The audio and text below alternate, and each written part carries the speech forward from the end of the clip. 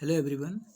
History के important questions के part number 13 में आपका स्वागत है। और आज हम आप लोगों को धन्यवाद देना चाहेंगे कि जिस तरीके से पिछला जो वीडियो था कंप्लीट फरवरी करंट अफेयर्स का, उस पर लगभग 13+ आवर्स की वॉचिंग टाइम है।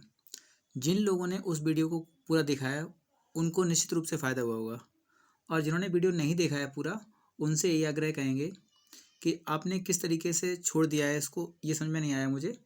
क्योंकि उस वीडियो में कुछ भी ऐसा नहीं है जो छोड़ने लायक है। वो आपके एग्जाम में सीधा रिलेट करेगा कि आना ही आना है उसमें से, और सबके सब एक से एक अच्छे क्वेश्चन हैं उसमें, और आप उस वीडियो को छोड़ नहीं सकते हैं। जिन लोगों ने वीडियो को पूरा देखा है, अच्छी तरह से देखा है, क्योंकि 13+ आवर्स वॉचिंग मात्र 75 व्यूज़ में बहुत बड़ी बात है अपने आप में। ठीक है, और आप लोगों को बहुत बहुत धन्यवाद कि आप लोग इतने प्यार से देख रहे हैं। पर डे में कम से कम 20 आवर्स प्लस वॉचिंग जा रही है, इसका मतलब बहुत अच्छी आप लोग देख रहे हो इन वीडियोस को। और हिस्ट्री की वीडियो जितने भी हैं सब वीडियो देखे जा रहे हैं, और पर डे व्यूज़ सब पे बढ़ रहे हैं, तो अच्छा लग रहा है। और बना रहे हैं तो काफ़ी कुछ फ़ायदा मिल रहा है। इस तरीके से टॉपिक वाइज वीडियो डालेंगे, और आप लोगों से एक ही निवेदन करेंगे कि आप लोग थोड़ा शेयर कर दीजिए, या फिर हो सके तो कोई जो जानने वाला हो उसको कम से कम बता दीजिए, जिससे कि थोड़े से लोग बढ़ जाएँ तो अच्छा लगेगा। और हमें ठीक है, स्टार्ट करते हैं हम लोग। 101 नंबर क्वेश्चन से स्टार्ट करेंगे। किसने कहा था कि आप मुझे खून दो, मैं आपको स्वतंत्रता दूंगा? तो आपको पता है किसने कहा था? ये सुभाष चंद्र बोस जी ने। अब सुभाष चंद्र बोस जी के बारे में हम आपको सब कुछ बता चुके हैं। इनका एक नारा बहुत फेमस था, दिल्ली चलो। ठीक ना। इसके अलावा आपको एक बात और भी याद है कि सुभाष चंद्र बोस जी 1938 और 1939 दो अधिवेशन में चुने गए थे। लेकिन 1939 में जो ये था हरिपुरा का, और दूसरा था त्रिपुरी का अधिवेशन। त्रिपुरी का अधिवेशन में ऐसा हुआ था कि गांधी जी ने एक प्रत्याशी खड़ा किया था अपना, जिनका नाम था पट्टाभी सीतारामैया। और पट्टाभी सीतारामैया इसमें इनसे चुनाव में हार जाते हैं। जब इनके अध्यक्ष का चुनाव होता है तो पट्टाभी सीतारामैया इसमें हार जाते हैं, और गांधी जी को इस चीज़ में बुरा लगता है, क्योंकि गांधी जी के प्रतिनिधि के रूप में खड़े हुए थे पट्टाभी सीतारामैया। और पट्टाभी सीतारामैया जब हार जाते हैं तो गांधी जी ने कहा था कि पट्टाभी सीतारामैया की हार नहीं है, ये मेरी हार है। तो इसलिए बाद में इस संकट को देखते हुए, त्रिपुरी संकट से कहा जाता है, त्रिपुरी में संकट को देखते हुए सुभाष चंद्र बोस ने इसमें इस्तीफा दे दिया। और बाद में पूछता है इसमें अध्यक्षता किसने की थी? तो राजेंद्र प्रसाद ने इस बैठक की अध्यक्षता की थी। किसने की थी? राजेंद्र प्रसाद जी ने। ठीक है, राजेंद्र प्रसाद के बारे में काफ़ी क्वेश्चन हैं, हम आगे बताएंगे आपको। और इसे ध्यान रखेंगे कि ये एक ICS अधिकारी थे। सुभाष चंद्र बोस जी जो थे ICS अधिकारी थे। इनके बारे में हम बता चुके हैं। इनके पिता का नाम था जानकीनाथ बोस जी, जो कि इनको भी राय बहादुर की उपाधि मिली हुई थी। ठीक है, अंग्रेज इनको भी बहुत पसंद करते थे। अब मेनली क्या था यहाँ पे सुभाष चंद्र बोस जी के बारे में एक बात ध्यान रखना कि ये समाजवादी विचारधारा के समर्थक थे। इनकी 18 अगस्त 1945 को, जो नहीं बताया वो ये बता दे रहे हैं, 18 अगस्त 1945 को इनकी ताइवान में फार्मोसा द्वीप पे इनका जो विमान दुर्घटना क्रैश हुआ था, उसमें इनको माना जाता है कि मर गए थे। लेकिन आज तक इसके पुख्ता प्रमाण नहीं मिले हैं। इसलिए मृत हुए कि नहीं हुए आज तक इसके क्रिस्टल क्लियर नहीं हुआ है। ठीक है। अगर लाला जी की बात करेंगे तो साइमन कमीशन के विरोध में, साइमन जो कमीशन आया था, वाइट कमीशन जिसको बोला गया था, इसके विरोध में इन्होंने लाठियां खाई थी, और इनकी वहीं पे डेथ हो जाती है। ठीक है, ये सब चीज़ें ध्यान रखोगे।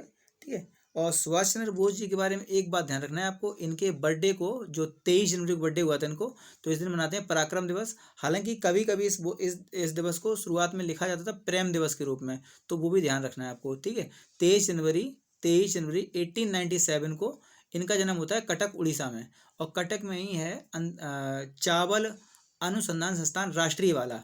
अंतर्राष्ट्रीय पूछेगा तो फिलीपींस की राजधानी मनीला में है। ठीक है, फिलीपींस की कैपिटल मनीला में है, अंतर्राष्ट्रीय वाला मनीला में। और मनीला में ही है ADB, एशियन डेवलपमेंट बैंक का मुख्यालय, और यहीं पे है अंतर्राष्ट्रीय चावल अनुसंधान संस्थान का मुख्यालय। ये सारे क्वेश्चन आपको आने चाहिए। ठीक है, अगर तिलक जी की बात करेंगे तो तिलक जी ने मांडले जेल में एक बुक लिखी थी जिसका नाम क्या था? गीता रहस्य। क्या नाम था? गीता रहस्य। ये सारे क्वेश्चन आपको आने चाहिए। सुभाष चंद्र जी के बोस जी के गुरु का नाम पूछेंगे तो नाम था चित्तरंजन दास। क्या नाम था? चित्तरंजन दास। इन्हीं को ध्यान रखोगे क्या नाम दिया गया था इनको, इनको क्या कहा था, देशबंधु या दीनबंधु, देशबंधु। दीनबंधु पूछेंगे तो CF एंड्रूज को ध्यान रखेंगे, ठीक है। और पटेल जी के बारे में आप लोग जानते हैं, ठीक है। इतना हम लोग आगे बढ़ेंगे। 102 नंबर क्वेश्चन, ब्रिटिश संसद ने साइमन आयोग को किसके पुनरीक्षण के लिए भेजा था। देखिए पहली बात तो ये ब्रिटिश साइमन आयोग आया था 1919 में, 1919 में एक बिल वो आया था, आपको पता है कौन सा, 1919 में एक एक्ट आता है जिसे कहा गया था, क्या कहा गया था, जिसे साइमन इसको कहा गया था भारतीय परिषद एक्ट, भारतीय परिषद एक्ट, ठीक है, 1919 वाला। और इसमें क्या था कि द्विशासन, जो राज्य में था द्विशासन पद्धति लागू की गई थी।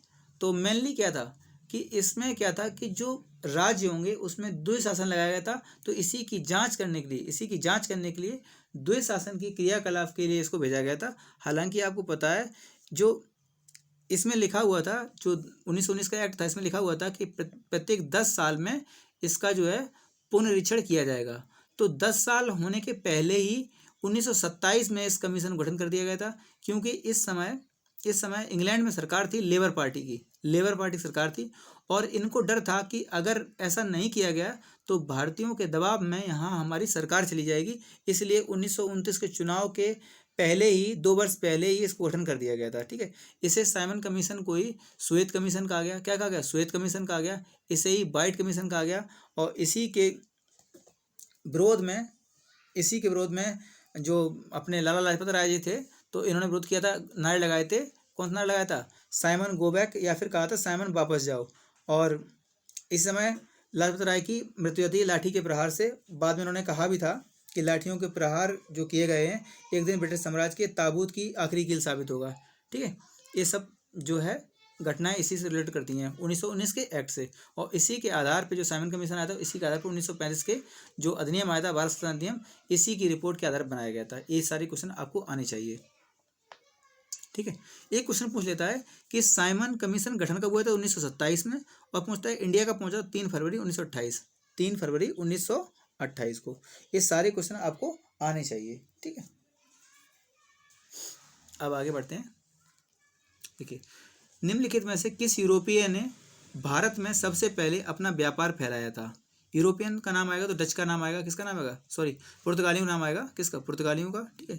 तो आप लोग क्रम देख लीजिए, पुर्तगाली आए, डच आए, इंग्लिश आए, और उसके बाद फ्रेंच आए। लेकिन इनके पीछे कर लीजिए डेनिश और स्वीडिश, ठीक है। ये सब क्रम था पूरा। तो पुर्तगाली सबसे पहले इंडिया में आते हैं। आपको पता है एक क्वेश्चन पूछा जाएगा, पुर्तगालियों ने कब सबसे पहले कंपनी कब बनाई थी, तो 1502 में, 1502 में उन्होंने कंपनी बनाई थी। ध्यान रखेंगे इस चीज़ को, ठीक है। और जब इन्होंने कंपनी बना दी तो इनका पहला जो गवर्नर जनरल था बन के कौन आया था, तो नाम था अल्फांसो द अल्बुकर्क, ठीक है, ध्यान रखेंगे, ठीक है। और एक क्वेश्चन और ध्यान रखना, 1510 में इन्होंने गोवा को छीन लिया था, किससे, बीजापुर के सुल्तान से, ठीक है, बीजापुर से छीन लिया था। और गोवा को इन्होंने प्रमुख केंद्र बनाया था, ठीक है। और गोवा को मुसलेगा कब आज़ाद कब किया था, तो 1961 में। कब किया आज़ाद, 1961 में, आपको याद है इस चीज़ के लिए, ठीक है। और गोवा पे ही सबसे पहले इन्होंने जो व्यवस्था लगाई थी, पुर्तगालियों ने व्यवस्था लगाई थी, क्या बोलते हैं इसको, ब्लू वाटर पॉलिसी, ठीक है। और इसी को एक और लगाई थी कार्ड सिद्धांत, ठीक है, कार्ड सिद्धांत। अगर आपको जाना है तो टैक्स देना पड़ेगा बिना परमिट के। अगर पुर्तगालियों की बिना परमिट के अगर आपने टैक्स समुद्र में ले जाओगे तो आप पे हमला कर देंगे तुरंत ही, ठीक है। ये सारे क्वेश्चन आपको आने चाहिए। अब हम लोग आगे बढ़ेंगे, 104 नंबर क्वेश्चन में देखेंगे, निम्न में से कौन अंतिम मुगल सम्राट थे। आपको पता है बहादुर शाह जफर कह लो या फिर बहादुर शाह सेकंड कह लो, एक ही बात है, ठीक है। बहादुर शाह सेकंड 1837 में बनते हैं और 1857 तक रहते हैं, ठीक है। ये भारत का सबसे बदनसीब बादशाह कहा गया है, क्योंकि इसको 2 गज जमीन भी नहीं मिली थी दफनाने के लिए, क्योंकि इसे कहाँ, म्यांमार के रंगून भेज दिया गया था। बाद में इसकी मृत्यु हो जाती है, ठीक है, ध्यान रखो इस चीज़ को, ठीक है। 1862 में औरंग की मृत्यु होती है, ये भी ध्यान रखना है। 1862 में रंगून में इनकी मृत्यु हुई थी, ठीक है। एक क्वेश्चन पूछता है बहादुर शाह को बंदी किसने बनाया था। ठीक है। जब ये हुमायूं के किले में इसको बंदी कराया गया था 1857 की क्रांति के समय, हुमायूं के किले में, हुमायूं के किले में नहीं, हुमायूं के मकबरे में, सॉरी, हुमायूं के मकबरे में, ठीक है, ध्यान रखोगे। हुमायूं का मकबरा कहाँ है? दिल्ली में। तो वहीं पे इसको बंदी बनाया गया था, क्योंकि वहीं छिप के बैठ गया जाके ये, ठीक है। तो जब बंदी बनाया गया तो इसको हडसन ने, ठीक है, निकलसन और हडसन दो थे ना, तो हडसन ने, निकलसन मारा जाता है इस क्रांति में और हडसन बाद में रहता है, तो हडसन ने इसको बंदी बनाया था, ध्यान रखोगे, ठीक है। एक क्वेश्चन, सारे सारे इंपॉर्टेंट है क्वेश्चन, ध्यान रखोगे। अगर अकबर सेकंड का नाम याद आए तो ध्यान रखना कि राजा की उपाधि दी थी किसको? राम मोहन राय को, ठीक है, ध्यान रखोगे। और बहादुर शाह को जफर क्यों कहा गया था? क्योंकि जफर नाम की ये पत्रिका चलाता था, इसीलिए से जफर कहा गया, ठीक है, ध्यान रखो। ये सारे क्वेश्चन आपको आने चाहिए, ये क्वेश्चन बहुत इंपॉर्टेंट है। जफर पत्रिका अगर पूछ ले किस भाषा में थी, तो उर्दू भाषा में थी। ये क्वेश्चन एक बार पूछा गया है, एक दो बार पूछा गया है, लेकिन इंपॉर्टेंट है आपके लिए, ठीक है। अब 105 नंबर क्वेश्चन देखिए, 105 नंबर क्वेश्चन देखिए। भारत में ब्रिटिश राजस्व प्रणाली की निम्नलिखित में से किसने अधिक लाभ प्रदान किया? भारत में ब्रिटिश राजस्व, जो ब्रिटिश राजस्व प्रणाली आई थी, इससे किसे ज़्यादा फायदा हुआ? तो जमींदारों को ज़्यादा फायदा हुआ था। किसको? जमींदारों को।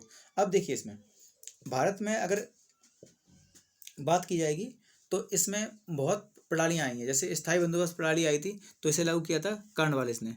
स्थायी बंदोबस्त प्रणाली पूछ लिया, किसने लागू की थी? स्थायी बंदोबस्त प्रणाली, स्थायी बंदोबस्त प्रणाली कौन लाया था? तो कॉर्नवालिस, ठीक है। एक प्रणाली और थी जिसको बोला गया था, हालांकि स्थायी बंदोबस्त जनक कौन था? तो इसका नाम जनक कौन था? तो जॉन सोर नाम था इसका, जॉन सोर, ठीक है। ये भी गवर्नर बना था जॉन सोर। लेकिन अगर पूछ ले कि महलवाड़ी व्यवस्था, महलवाड़ी, तो महलवाड़ी कौन लाया था? महलवाड़ी कौन लाया था? तो हॉल्ट मैकेंजी। कौन लाया था? Holt Mackenzie. इस सब नाम याद रखने हैं आपको, ठीक है। और एक थी रैयत, कौन थी? रैयत बाड़ी व्यवस्था, रैयत बाड़ी व्यवस्था, ठीक है। मैंने आपको ट्रिक याद कराई थी, रैयत मरे, मुनरो, हेक्टर मुनरो और रीड, कैप्टन रीड, दो व्यक्ति थे, ठीक है। स्थायी बंदोबस्त व्यवस्था लॉर्ड कॉर्नवालिस, इसका जनक कौन था? जॉन सोर। महलवाड़ी व्यवस्था हॉल्ट मैकेंजी, रैयत बाड़ी व्यवस्था कैप्टन रीड और हेक्टर मुनरो, दो व्यक्ति थे, ठीक है। अब देखिए 106 नंबर क्वेश्चन, ये बहुत इंपॉर्टेंट क्वेश्चन है, इसकी थ्योरी बहुत अच्छी से याद करना, ठीक है। आर्य समाज किसके विरुद्ध है? किसके विरुद्ध है? तो आपको ये ध्यान रखना है, पहले तो क्वेश्चन ध्यान रखना है कि आर्य समाज के संस्थापक कौन थे, ठीक है। आर्य समाज के संस्थापक कौन थे? तो स्वामी दयानंद सरस्वती, दयानंद सरस्वती, ठीक है। ये धार्मिक अनुष्ठान और मूर्ति पूजा का इसने विरोध किया था, ठीक है। ईश्वर के अस्तित्व को ये मानते थे, ठीक है, हिंदुत्व को मानते थे, इस्लाम को ये मतलब नहीं था इस्लाम से इन लोगों को ज़्यादा कुछ खास, लेकिन विरोधी मूल रूप से धार्मिक अनुष्ठान और मूर्ति पूजा का इन्होंने विरोध किया था, ठीक है, ध्यान रखोगे। अब ध्यान रखोगे आर्य समाज की स्थापना इन्होंने कब की थी? तो इसका नाम आता है 10 अप्रैल 1875। आप केवल 1875 याद कर लीजिए, काफ़ी है। 1875 याद कर लीजिए, काफ़ी है इस चीज़ के लिए, ठीक है। हालांकि एक क्वेश्चन पूछ लेता है कि जो सबसे महत्वपूर्ण पुस्तक कौन सी है आर्य समाज की संस्थापक की? तो इसे ही कहा गया है, जो मेनली बुक थी, जो कहा गया आर्य समाज की बाइबल कहा गया है, आर्य समाज की बाइबल कहा गया है। क्या नाम था? सत्यार्थ प्रकाश। क्या नाम था? सत्यार्थ प्रकाश। बहुत इंपॉर्टेंट बुक है सत्यार्थ प्रकाश, किसकी है? दयानंद सरस्वती की। और आर्य समाज की बाइबल इसे कहा गया है, ठीक है। इन्होंने एक नारा दिया था, वेदों की ओर लौटो, वेदों की ओर लौटो। हालांकि जो वेद थे, इन्होंने वेदों को पढ़ने के लिए 1861 में एक गुरु थे, नाम था उनका बिरजानंद जी महाराज। नाम क्या था? ठीक है, स्वामी बिरजानंद। क्या नाम था? स्वामी बिरजानंद। इनसे इन्होंने शिक्षा ली थी। बिजरा लिख दिया है, बिरजानंद, ठीक है, मथुरा में, ठीक है। क्वेश्चन पूछ लेगा कि आर्य समाज किसके विरुद्ध था? तो धार्मिक अनुष्ठान और मूर्ति पूजा के विरोध में था। आर्य समाज के संस्थापक कौन थे? स्वामी दयानंद सरस्वती थे। इन्होंने 10 अप्रैल 1875 को इसकी स्थापना की थी। कहाँ की थी? तो बम्बई में स्थापना की थी। कहाँ की थी? बम्बई में। और पूछ लेगा क्वेश्चन कि वेदों की और लौटो नारा किसका था? तो स्वामी दयानंद सरस्वती का। 1861 में वेदों को ज्ञान लेने के लिए स्वामी बिरजानंद जी को इन्होंने गुरु बनाया था। और सत्यार्थ प्रकाश नामक जो पुस्तक है वो भी इन्हीं की है, ठीक है, ध्यान रखोगे। हालांकि इनके जो मेन गुरु थे उनका नाम था दंडी स्वामी पूर्णानंद। इनके जो मेन गुरु थे उनका नाम था दंडी स्वामी पूर्णानंद जी, ठीक है, ध्यान रखोगे। दंडी स्वामी पूर्णानंद जी महाराज। ये क्वेश्चन ध्यान रखने हैं सारे के सारे। हालांकि इनका जन्म पूछ लेगा कभी तो 1824 में जहाँ अभी हादसा हुआ था, मोरबी हादसा याद है, मोरबी गुजरात, वहीं इनका जन्म हुआ था, मोरबी गुजरात में। ठीक है, ये सब ध्यान रखोगे। इनके बचपन का नाम क्या था, तो मूल शंकर था, मूल शंकर इनके बचपन का नाम था, मूल शंकर। ये सब क्वेश्चन आपको आने ही चाहिए। और सबसे पहले इन्होंने स्वराज शब्द का यूज किया था। और एक क्वेश्चन ध्यान रखोगे, हिंदी को राष्ट्रभाषा बनाने के लिए, हिंदी को राष्ट्रभाषा बनाने के लिए इन्होंने सबसे पहले इन्होंने स्वीकार किया था कि हिंदी को राष्ट्रभाषा बनानी चाहिए। और विदेशी वस्तुओं को बहिष्कार करने के लिए भी इन्होंने सबसे पहले नारा दिया था, विदेशी वस्तुओं के बहिष्कार के लिए। ये सारे क्वेश्चन आपको आने चाहिए। ठीक है, एक बार हम रिपीट कर देते हैं। आर्य समाज संस्थापक स्वामी दयानंद सरस्वती थे। इनका जन्म 1824 को हुआ था, मोरबी गुजरात में। ठीक है, स्वराज शब्द का इस्तेमाल पहली बार इन्होंने किया था। हिंदी को राष्ट्रभाषा बनाने के लिए इन्होंने कहा था। विदेशी वस्तुओं के बहिष्कार करने के लिए भी इन्होंने कहा था शुरुआत में। मूर्ति पूजा का इन्होंने विरोध किया था और धार्मिक अनुष्ठानों का भी इन्होंने विरोध किया था। ठीक है, स्वामी दयानंद सरस्वती के गुरु मैन थे दंडी स्वामी पूर्णानंद जी। लेकिन इन्होंने वेदों को पढ़ने के लिए इन्होंने गुरु बनाया था स्वामी बिरजानंद जी महाराज को, मथुरा में। ध्यान रखो कहाँ पे, मथुरा में। और 1861 में उन्होंने शिक्षा ली थी किसकी, वेदों की। ठीक है, और इन्होंने सत्यार्थ प्रकाश नामक बुक चलाई थी। अब चलेंगे 107 नंबर क्वेश्चन में। देखिए, स्वतंत्र भारत के प्रथम महाराज्यपाल। अब देखिए, महाराज्यपाल का मतलब यहाँ तो गवर्नर जनरल हो जाएगा। ठीक है, ध्यान रखोगे। देखो, एटली तो था पीएम वहाँ का उस समय। ठीक है, ध्यान रखोगे। जिस समय भारत आज़ाद हुआ है उस समय क्लीमेंट एटली क्या थे वहाँ पे, क्या थे वहाँ पे, पीएम थे। और लॉर्ड माउंटबेटन ही पहला बना था, तो आपको याद रखना है ये। और राजगोपालाचारी इनके बाद बनते हैं भारत के भारतीय प्रथम और अंतिम।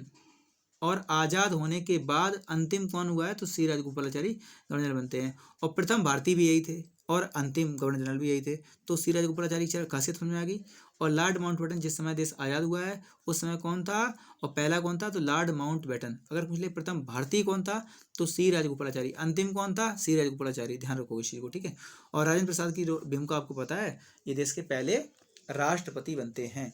ध्यान रखोगे इस चीज़ को। ठीक है, एक क्वेश्चन और पूछता है कभी कभी कि, एक क्वेश्चन पूछता है कि जो अंतरिम मंत्रिमंडल बना था तो उसमें राजेंद्र प्रसाद क्या थे, तो ये थे खाद्य एवं प्रसंस्करण मंत्री, खाद्य एवं प्रसंस्करण मंत्री। ठीक है, प्रसंस्करण मंत्री। अब आपको कमेंट करके बताना है प्रेजेंट टाइम में खाद्य एवं प्रसंस्करण मंत्री कौन है। ठीक है, ये क्वेश्चन आपके लिए, एक क्वेश्चन मैंने आज दिया है अभी। और ठीक है, इसके अलावा आपको एक क्वेश्चन हम बता देते हैं कि ब्रिटेन के उस समय गृह मंत्री कौन थे, गृह मंत्री कौन थे जिस समय देश आज़ाद हुआ है, तो नाम आता है एमरी। क्या नाम आता है, एमरी का। ये क्वेश्चन पूछा गया है इसलिए मैंने बताया आपको। ठीक है, देखिए, महाराज्यपाल कौन था, इसी को बोला गया गवर्नर जनरल, तो कौन था, लॉर्ड माउंटबेटन। इस समय पीएम कौन था, क्लीमेंट एटली। राजगोपालाचारी प्रथम भारतीय थे और देश के प्रथम राष्ट्रपति कौन बने, डॉक्टर राजेंद्र प्रसाद। अंतरिम सरकार में क्या थे, खाद्य एवं प्रसंस्करण मंत्री। प्रेजेंट टाइम में कौन है आपको बताना है। और गृह मंत्री उस समय कौन थे, तो एमरी। ठीक है, आगे बढ़ते हैं हम लोग। देख चुके हैं सर। देखिए, 109 नंबर क्वेश्चन है, 108 नंबर क्वेश्चन भी, दो क्वेश्चन बचे रहेंगे, टाइम तो बहुत हो गया है।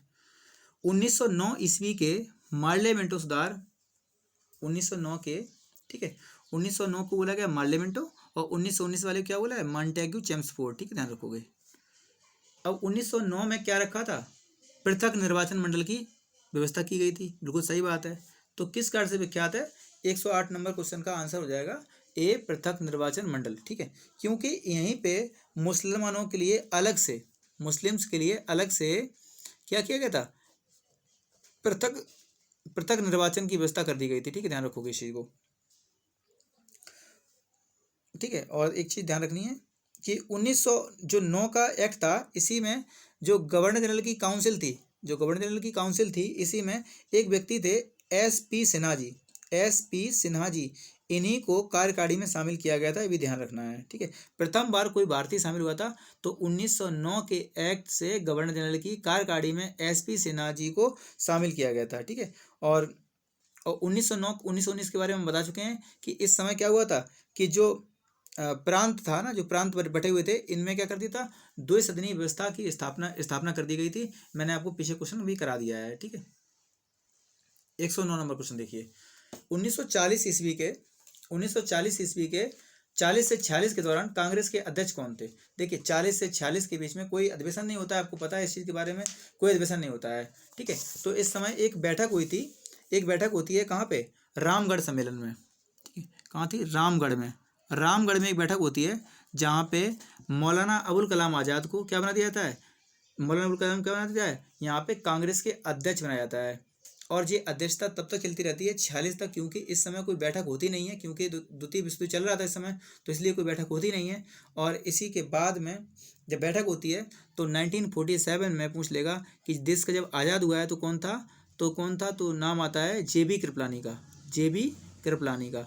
और अंतिम बैठक होती है 1948 की, 48 की कहाँ होती है, जयपुर में। और जयपुर अधिवेशन में बनता कौन है, तो अपने जो जिनसे लड़ाई हुई थी, पट्टाभी सीतारामैया, ध्यान रखोगे, ठीक है। पट्टाभी सीतारामैया को ही कांग्रेस का इतिहासकार भी कहा गया है, ये भी क्वेश्चन ध्यान रखना है, ठीक है। ये सारे क्वेश्चन ध्यान रखने हैं आपको।